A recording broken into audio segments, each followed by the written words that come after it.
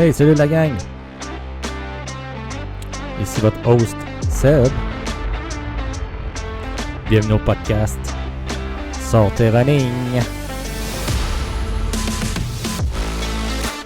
Oh yes! Oh yes! On est dans le segment numéro 2 du week-end du marathon de Chicago. On est la journée de dimanche. On va parler de cette journée-là. Des hauts et des bas. Comment on se prépare, les étapes, les phases, comment on s'est senti durant la journée, avant la course, durant la course et plusieurs fois pendant la course parce que notre état, moi dans mon cas, a changé sur la course. Évidemment, après la course, évidemment, en fin de soirée parce qu'on a tout le temps un sentiment de satisfaction et de réalisation qui nous habite tout au long de la journée. Et je vous dirais que dans notre mindset, c'est quelque chose qui s'accroche pour garder un esprit positif. Donc, évidemment, en entrée de jeu, avant même de prendre part à la ligne de départ, il faut reconnaître, puis il faut apprécier, puis il faut remercier tous ceux et celles qui nous ont permis de se rendre à la ligne de départ. C'est bien beau qu'on s'entraîne, ça devient notre discipline personnelle, ça devient notre routine à laquelle qu'on met en place pour atteindre notre objectif, mais sans nos conjoints, sans notre famille, sans nos amis, sans des experts en santé, en nutrition, sans ces gens-là, peut-être l'atteinte d'un objectif, de faire cette distance-là, est peut-être beaucoup plus difficile. Donc, si vous êtes un accompagnateur, un partenaire de vie d'un coureur ou d'un marcheur, un grand merci. Grâce à vous, on peut se lancer dans ces projets fous-là. Puis encore une fois, peu importe la distance, parce que s'entraîner sur un 5, ça demande du temps, ça demande quelques sacrifices. Puis les sacrifices ne sont pas gros, mais vous comprenez que c'est un changement de culture, c'est un changement dans votre vie quotidienne. Donc, à tous les partenaires, un grand merci. Merci aussi à tous ceux et celles qui nous influencent de façon positive. Des fois, on voit des gens qui vivent des moments difficiles dans leur vie, des fois la maladie, des fois des réalisations, peu importe la nature. Ces gens-là sont des gens très inspirants, puis grâce à eux, on est craqué à se lancer dans des projets aussi fous que ça. Fait qu'un super de grand merci, puis c'est honnêtement très apprécié. Puis prenez le message, prenez les mots, puis je suis pas mal certain qu'il y a des auditeurs qui expriment le même partage. Donc, thanks guys, on apprécie énormément. Donc, on se rappelle que samedi soir, 19h30, dans mon cas, j'étais couché, de la misère à m'endormir un peu. Pour tenter de m'endormir, je visualisais ma journée de dimanche. Je visualisais ma course, l'avant-course, l'après-course. J'éliminais tous les éléments peut-être négatifs qui pouvaient peut-être me frôler l'esprit. Me concentrer à faire face à n'importe quelle éventualité sur une course parce qu'on ne sait jamais qu'est-ce qui peut se passer, peu importe la distance. Donc, j'anticipais un peu, pas j'anticipais, mais j'anticipais que si je faisais face à quelque chose de non anticipé, je gardais un esprit zen, puis j'allais vivre ça de façon très positive. Donc, dodo, le lendemain matin, donc on sait qu'on décolle, notre départ à 8h35. Comment qu'une organisation comme le Marathon de Chicago gère les 40 000 coureurs pour les faire partir au départ? C'est pas tu t'installes aussi que tu veux sur la ligne de départ, c'est que les coureurs sont divisés par vague, par corail, tout dépendant comment on utilise, quel thème qu'on veut utiliser. Dans notre cas, on était dans le corail, j'imagine que j'y vais de mémoire, on était dans le corail J. Donc, chacun des coraux sont identifiés par des lettres. Les plus rapides sont en avant et ceux qui pensent à faire le marathon en plus de temps sont à la fin de la file. Puis, ils font aller chacun des corails un à un avec une alternance de 5 minutes entre chacune des vagues ou chacun des corails. Fait que comme ça permet d'avoir une circulation fluide en termes de coureurs sur la ligne de départ, ce qui est vraiment nice.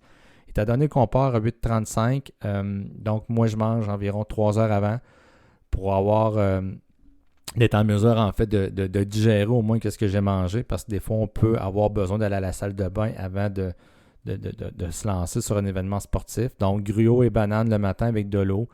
Tout est correct, le déjeuner va super bien. On se prépare, on s'habille. Donc, short avec un chandail long mince, avec un t-shirt par-dessus. Sur le t-shirt, j'accroche mon bib, donc mon dossard de course. Et étant donné qu'il fait à peu près 4 degrés le matin, même si ça va être hyper ensoleillé, puis quand on va arriver à la ligne d'arrivée, on va frapper après le 18 degrés. Puis je vous rappelle qu'à Chicago, c'est la ville des vents, donc ils vendent pas mal. Puis le matin, il y a de l'humidité.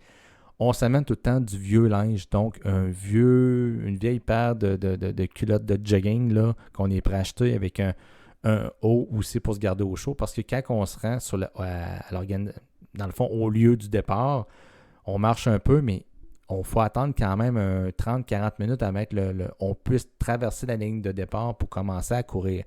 Donc, on est au froid. Donc, tout le monde s'habille en vieux, entre guillemets, ou en linge qu'on est capable de remettre par la suite à des organismes, là. Donc, on s'habille ainsi et on se rend à Grant Park. Puis en se rendant à Grant Park, bien évidemment, on croise le Millennium Park. Ça, c'est la structure qui ressemble d'une bine en stainless. Il y avait avec un effet de miroir. C'est vraiment génial comme conception. Vous pouvez aller voir sur le web.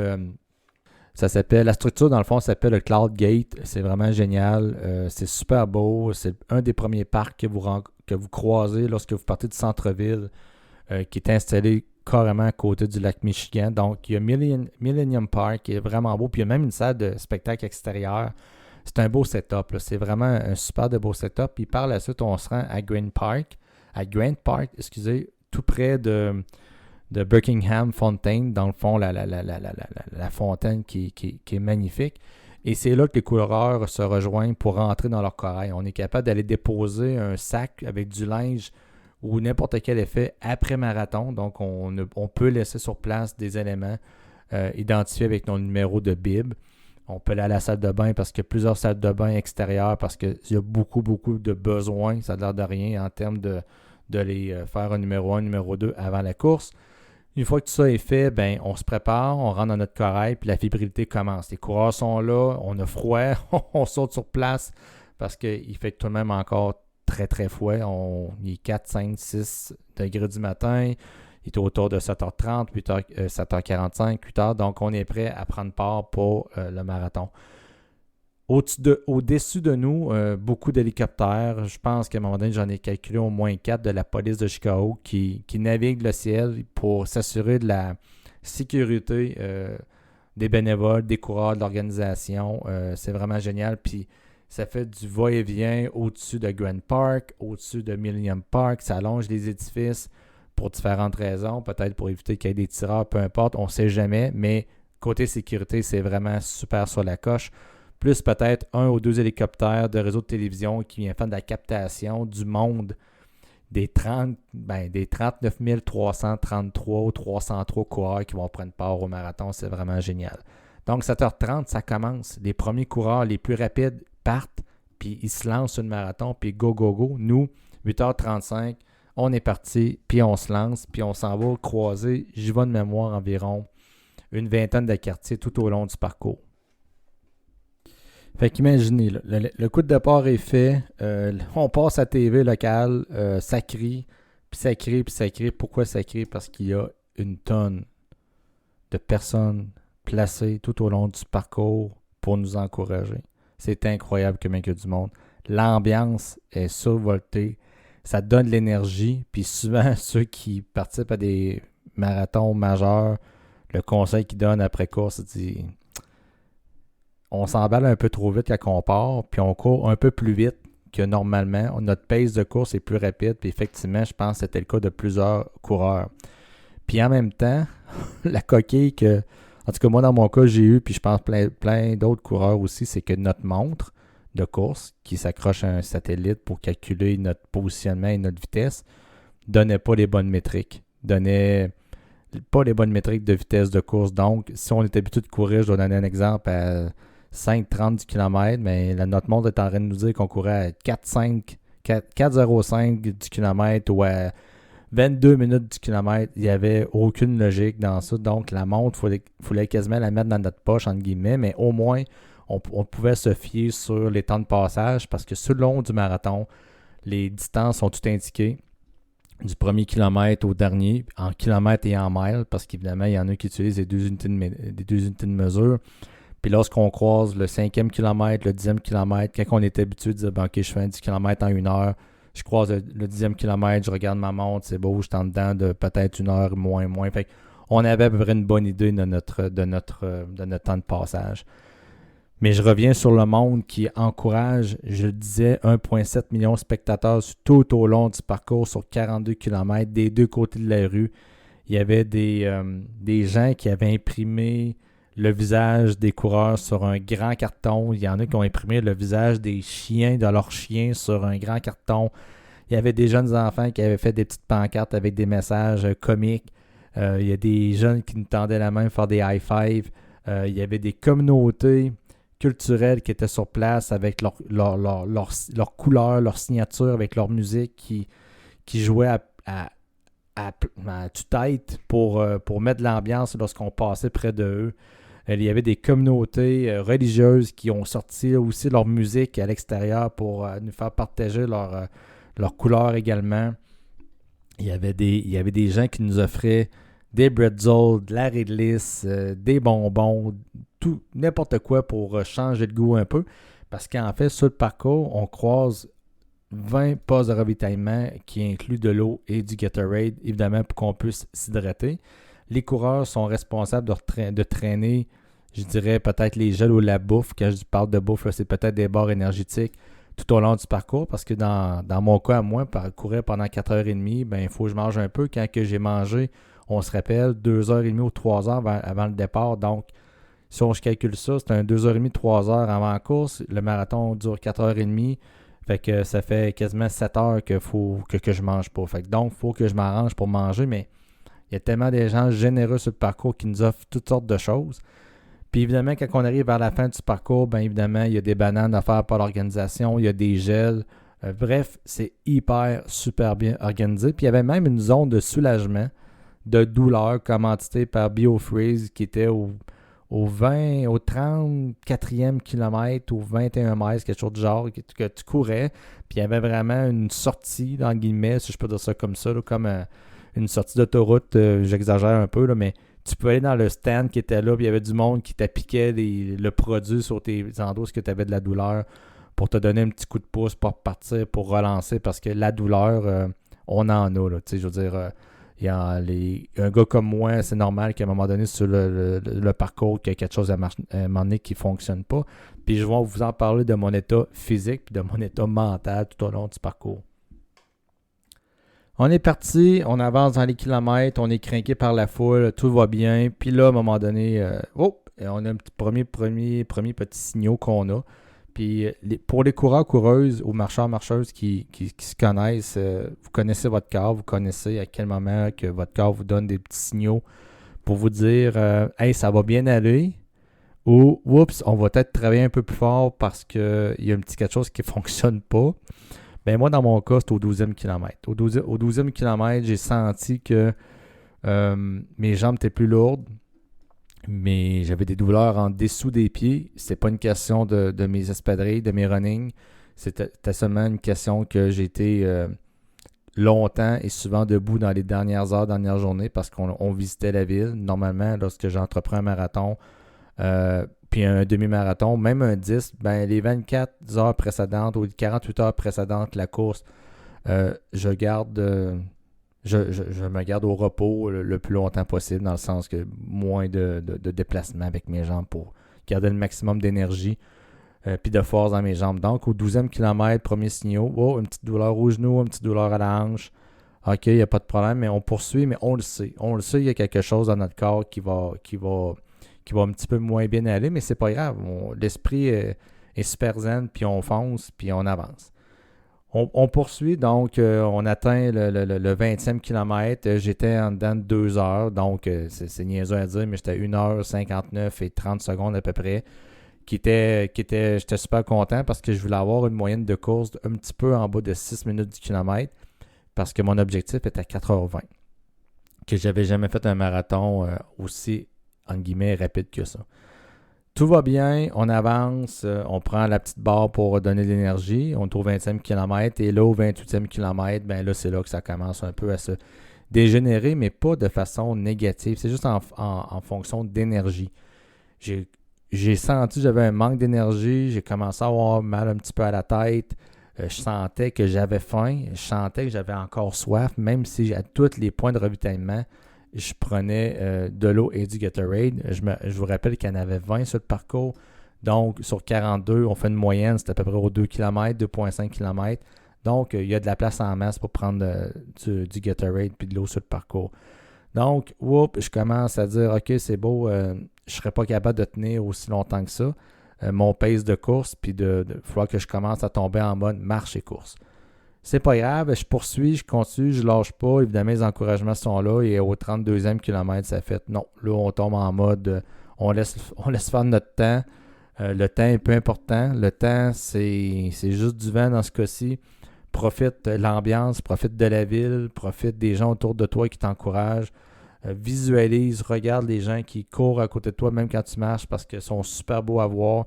J'ai vu une femme enceinte d'à peu près 2 mois parce qu'elle avait mis un petit message dans son dos pour dire ceci est mon premier marathon, mais je pensais qu'elle parlait de elle, mais non, elle parle de son bébé qu'elle portait, qu'elle courait avec son chum. Écoutez, c'est un super de beau souvenir, là, vivre ça. Là.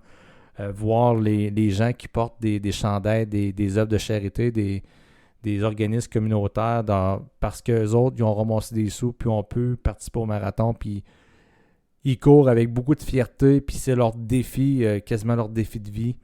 Puis c'est un défi faire un marathon, là, on ne se le cachera pas, mais peu importe la distance encore une fois, mais wow, c'est de voir le monde se lancer là-dedans. Puis on est rendu, là, je ne sais plus, au 32e, 33e, 35e kilomètre. Puis il ne reste pas tant, là, il reste 7 km. Là. On arrive, là, on voit la ville, on voit les tours, parce que l'arrivée, évidemment, est dans Grand Park. Puis autour de Grand Park, il y a des grands condos, il y a des tours. Fait qu'on est capable d'avoir une référence visuelle à cause qu'on est loin. 7 km, là, à vue d'œil, c'est long, là, c'est loin. Mais quand même, on voit qu'on arrive. On arrive, d'une façon de parler, on arrive. Puis qu'est-ce qui est vraiment le fun, c'est que c'est quelque chose que j'avais jamais entamé dès le départ sur un départ de marathon. Puis je pense que ça s'applique à toutes les distances. Papy Jack puis la Lionne, fait que ceux qui ne savent pas c'est qui, j'en parle dans le premier segment, c'est mes partenaires de course et de voyage. Papy Jack puis la Lionne, eux autres, ils ont manqué un peu d'entraînement durant la période d'entraînement en raison de blessures. Évidemment, infection, comme on connaît, là, la super bébite qui s'est promenée pendant les 2 dernières années qui nous ont rentré dedans. Donc, ils ont manqué de volume d'entraînement et ont décidé d'attaquer le marathon à la course et marche. Quand ils ont pris le départ, je ne me souviens plus de la distance qu'ils ont fait en continu. Je pense que c'était peut-être 5 km, quelque chose comme ça. Puis après ça, ils ont poursuivi en mode course et marche. Donc, ils faisaient 5 minutes de course, 1 minute de marche. Puis je vais de mémoire, là, je pense qu'ils se donnaient un pace autour de entre 5, 30 puis 5 minutes du kilomètre, quelque chose du genre. Fait que ça, c'était vraiment génial. Puis juste pour vous dire, ils sont partis avec moi. Moi, j'ai fait du continu, de la course continue jusqu'au 28e, 32e kilomètre. Puis en finalité, ils m'ont dépassé avec la formule course et marche. Fait que c'est super wow comme approche. Puis mon prochain marathon que je risque de faire en fin mai, avec un peu de volume sur le tapis roulant, puis un peu de volume à l'extérieur à cause de la saison hivernale, mais je vais essayer cette formule-là pour voir comment elle peut apporter quelque chose de différent sur une course. C'est peut-être pas une modalité que je veux peut-être poursuivre, mais quand même, quand tu manques un peu de volume de course à l'extérieur en raison que tu es à l'intérieur sur un tapis roulant, ben ça peut être vraiment une belle modalité super intéressante. Puis tandis que notre Jeff le comptable, lui, ben, il était avec nous autres dans la même vague parce qu'on est partis les 4 partenaires ensemble. Lui, il était en avant puis il était craqué raide, là, puis il a fait un super de beau marathon. Ça a bien été. Je vous rappelle que le comptable, Jeff le comptable, ça faisait environ, officiellement, là, ça faisait 10 ans, 11 ans qu'il voulait réaliser la distance d'un marathon dans un événement organisé tel que, exemple, le marathon de Chicago. L'an passé, on avait fait un marathon virtuel. On s'est inscrit au marathon d'Hartford, mais qu'on a couru à Québec. On est parti chacun de notre côté faire notre 42,2 km pour se joindre à la ligne d'arrivée virtuelle qu'on s'était fait dans le Vieux-Québec, qui était magnifique. Donc, c'était sa première distance de 42,2, mais en termes d'événements, avec des spectateurs, avec une organisation, avec une ligne de départ, avec une ligne d'arrivée, avec un bib. C'était son premier marathon. Il était super fier. Puis, Jeff le comptable, il pourrait vous en parler en long et en large des hauts et des bas qu'il a frappé, des blessures, des périostites, des bandelettes. Quand il a tenté de faire son premier marathon il y a 10 ans, il s'est fracturé le tibia et le péroné avec des fractures de stress de façon horizontale et verticale sur le parcours à la hauteur d'environ, je pense qu'il est au 15e kilomètre. Juste en tournant un coin, il a senti que ça l'a tordu dans sa jambe, mais il était capable de courir quand même là-dessus. Puis quand il est arrivé au 32e kilomètre, 10 km avant la fin, puis là, il était vraiment dans un marathon organisé, il était plus capable de courir en douleur totale. Donc, il est parti de là à réaliser son premier marathon quasiment 11 ans, 12 ans plus tard. Fait que quand on parle d'acharnement et d'accomplissement et d'atteindre des objectifs, c'est super, super inspirant. Puis je vais essayer de le convaincre de l'avoir sur le podcast pour un peu partager avec lui son parcours de coureur. Quand je vous dis qu'on est des coureurs amateurs, c'est un bel exemple. C'est un cas de figure que je suis pas mal certain qu'il y en a qui veulent faire le même objectif, c'est-à-dire se donner un objectif de distance, puis malgré les blessures, ils ne sont pas capables de l'atteindre, mais lâchez pas, gang, c'est clair que vous allez y arriver un jour, c'est sûr. Ça, c'est sûr. Donc, on passe au travers du marathon, on finit en course et marche. Nadine, la Lionne, elle s'appelle Nadine, mais moi je l'appelle la Lionne, puis Papy Jack réalise leur marathon. On est tous rentrés à l'intervalle de peu près 10-12 minutes. Le comptable est rentré, je pense, en 4h25. Le duo sportif, la Lionne, Papy Jack, en 4h, je vais dire 27, là, puis je m'excuse si les temps ne sont pas précis, puis moi en 4h37. Donc, on s'est tous rejoints au parc à laquelle on a pu relaxer puis vivre notre moment de fierté. Ça, c'était vraiment cool. Puis quand je parlais des bénévoles qui sont tellement importants avant dans l'organisation d'une course, puis après, lorsqu'on croise la ligne d'arrivée, je peux-tu vous dire qu'on se sent tout seul parce qu'on est seul à croiser la ligne d'arrivée. Il y a plein d'autres coureurs autour de nous. Ça fait 4h30 qu'on court seul, mais soutenu par la foule. Mais quand on croise la ligne d'arrivée, il n'y a pas personne qui nous accueille proche de nous. C'est vraiment que les bénévoles. Fait que les bénévoles nous font sentir comme des héros. Ils nous attendent avec un méga sourire, ils nous remettent notre médaille, ils nous félicitent, on voit dans leurs yeux qu'ils sont fiers de nous autres. Après ça, on s'est fait offrir de la bière, une canette de bière. Tout de suite après, on avait droit à un lait au chocolat protéiné. Après ça, on avait droit à des bananes, à des pommes, à de l'eau. Bref, hyper bien accueilli. J'ai l'impression de passer d'Halloween là, en sortant de la ligne d'arrivée jusqu'à temps qu'on se rende au parc de point de rendez-vous où ce que tous les coureurs et les accompagnateurs se regroupaient pour vivre l'après-marathon ensemble. C'était vraiment, vraiment génial. Donc, on se rend au point de rencontre. On est tous fiers, mais tous couchés à terre, tous assis au sol. On relaxe. La température est incroyable. Il fait 18 degrés. Le vent, il n'y en a quasiment pas. Le marathon, cette année-là, a eu une température parfaite. Courir au frais le matin, puis finir avec une chaleur acceptable, c'était vraiment génial, mais vraiment génial. Et si on parle en termes de chiffres, de temps de réalisation du parcours, chez les hommes, chez les femmes, ça a vraiment été génial. Donc, ceux qui ont croisé les premiers, la ligne d'arrivée, 2 Kenyans, chez les hommes, 2h04-ish environ, chez les femmes, 2h14. C'est des machines de guerre, là. C'est vraiment, là, c'est des athlètes exceptionnels. Puis, tu sais, le 2e, 3e, 4e, 5e aussi, là, c'est tous des coureurs magnifiques. Et ceux qui ont fermé la danse, j'ai même pas envie de dire les derniers parce qu'ils ne sont pas les derniers. Ceux qui ont fermé la danse des coureurs chez les hommes, catégorie 70-79 ans, quelque chose comme 9h, 9h30, 9h15, 9h30. Imaginez, là.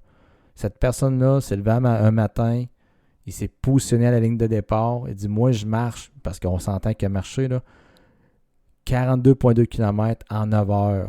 9h, 9h30, c'est malade comme défi, c'est exceptionnel. Surtout dans son groupe d'âge, c'est magnifique.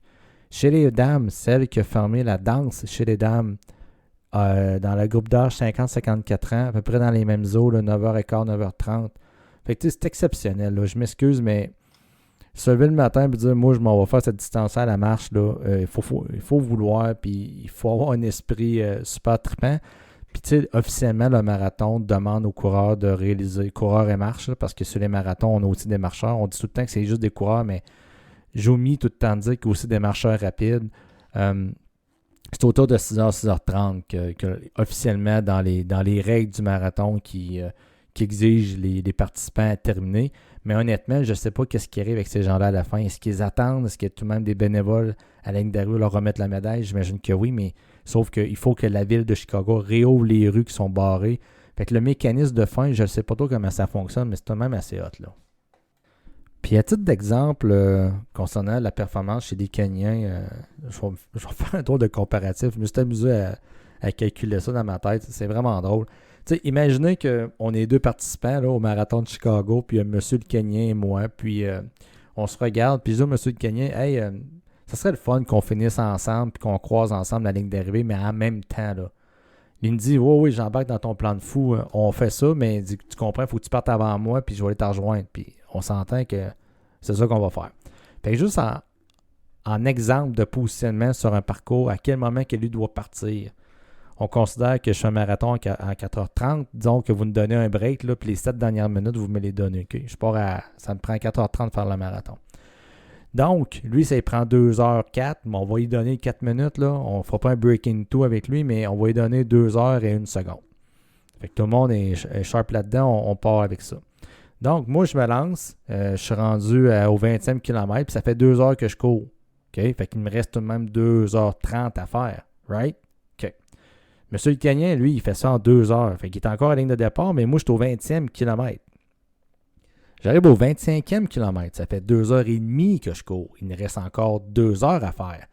Imaginez, quand je suis rendu au 25e kilomètre, Monsieur le Kenyan est au kilomètre 0. Lui, il part.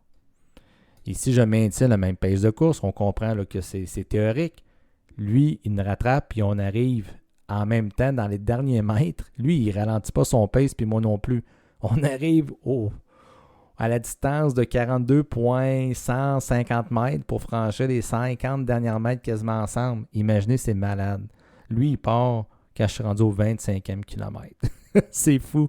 C'est vraiment malade. C'est vraiment drôle.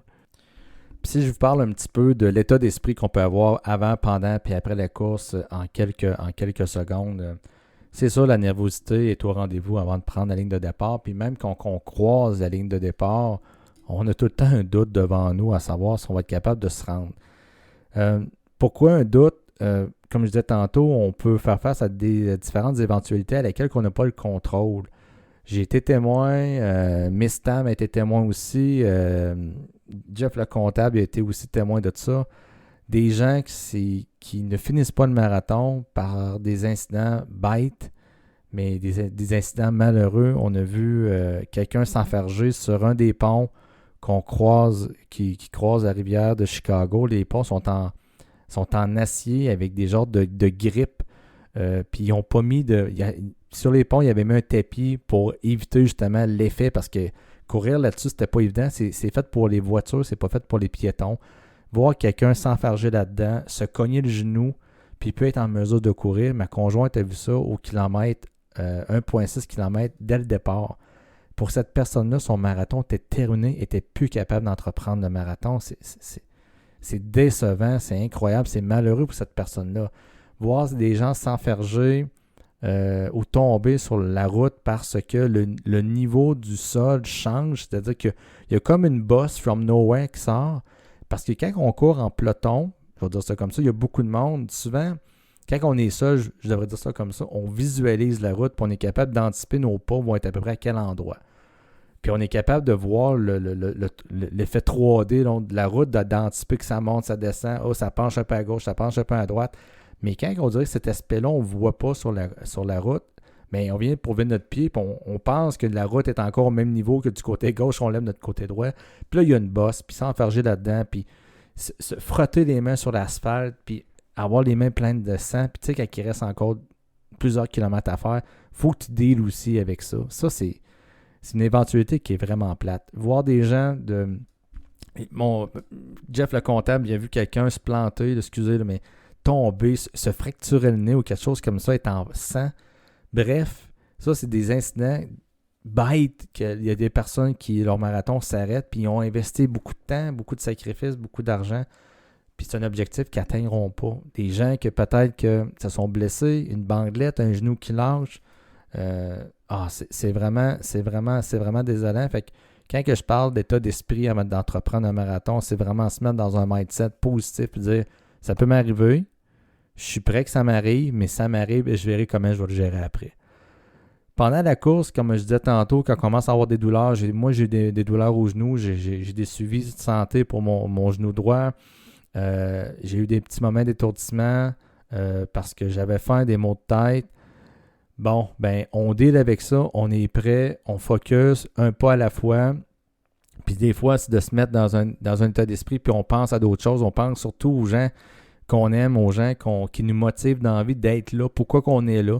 Puis des fois, simplement mettre de la musique, parce que moi, j'ai traîné ma musique avec moi, puis à un moment donné, ben, j'avais besoin de retrouver ma bulle. C'est un peu niaiseux, là, mais coureur seul, mais tellement de monde, tellement de coureurs, que pendant 5 km, j'avais besoin de me retrouver à quelque part, refaire un état d'esprit, parce qu'on peut reconstruire notre état d'esprit sur la course. J'ai mis mes écouteurs, j'ai écouté ma musique préférée pendant à peu près peut-être une demi-heure pour « OK, c'est beau, c'est bon, je me sens là, je reviens, je suis parfait. » J'ai enlevé mes écouteurs pour revivre la vibe qu'on avait tout le long du parcours.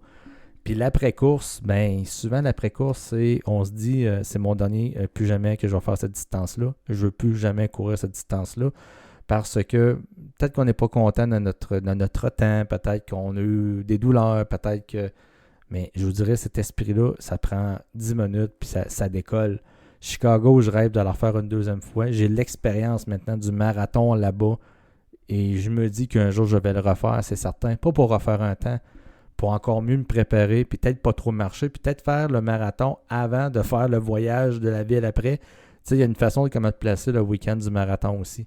Fait que l'état d'esprit est vraiment très, très fort. Puis quand on regarde autour de nous les partenaires qui nous accompagnent, que ce soit Miss Tammy, ma conjointe, Lady Ju, Jeff le comptable, la Lionne, Papy Jack, tu te dis, tabarnouche, je suis vraiment privilégié d'avoir fait ça, d'être entouré de ces belles personnes-là, d'avoir vécu avec eux, d'avoir construit un souvenir avec eux. On va garder ça longtemps. Alors, c'est une expérience à 6. C'est une expérience individuelle, c'est une expérience collective, c'est vraiment génial. Puis ces moments d'accomplissement-là, ça fait craquer tout le monde autour de nous. C'est-à-dire, là, je regarde Miss Tam qui a envie de faire un autre 5 km parce qu'elle a gagné confiance en elle. Lady Ju, la même chose. Elle a gagné confiance en elle, elle croit à ses capacités. Elle a envie de faire d'autres courses, d'autres distances. Peut-être juste des 5 km, mais who cares? Tant que ça lui répond à elle, c'est ça le plus important. Après ça, Papy Jack et la Lionne, eux autres, je les connais. Ils ont déjà d'autres projets de marathon qui s'en viennent vers eux autres. Berlin, je suis convaincu qu'ils ont envie de le faire. New York, je suis certain qu'ils ont envie de le faire pour continuer la progression de leur marathon majeur parce qu'ils ont déjà en arrière la cravate Boston et Chicago. Jeff le comptable, ben même affaire, je suis pas mal certain qu'il se dit dans sa tête, hey, lequel que je vais être capable ben pas capable, lequel que ça me tente de faire. Lequel qui est proche. Est-ce qu'on va aller à Ottawa? Est-ce qu'on va en faire un autre? Est-ce qu'on va aller à New York en 2024? En fait, là, qu'est-ce que j'essaie juste de vous dire, là, c'est que ça nous donne confiance, ça vous donne confiance, ça me donne confiance de participer à un autre événement de course, peu importe la distance, puis de me donner notre objectif à atteindre. Que ce soit une course en trail, que ce soit une course sur la route, que ce soit dans un événement organisé, que ce soit d'atteindre une distance particulière que j'ai jamais fait, c'est de le faire en santé et de le faire avec le plus grand plaisir possible. Puis fondamentalement, on fait ça aussi pour, les amis, pour se garder en forme, physiquement, mentalement, être fier de nous, right? Et voilà, on conclut le dernier segment du marathon de Chicago. Je vais tout faire pour avoir un segment bonus pour vous concernant le récit du marathon de Chicago avec mes 5 partenaires. Je pense qu'ils ont beaucoup à partager. Ils ont leur propre couleur, ils ont leur propre histoire, ils ont leur propre approche, mais c'est des personnes hyper inspirantes que je suis certain que vous allez apprécier. Donc, ensemble, gang, on va essayer de les convaincre qu'ils viennent se mettre devant le micro et qu'on puisse jaser ensemble. Right? OK. Là-dessus, grand merci de votre écoute. Partagez le podcast avec vos proches, vos coureurs, vos marcheurs. Puis, on se donne des nouvelles. Take care. Bonne course. Attention à vous autres. All right. Yeah!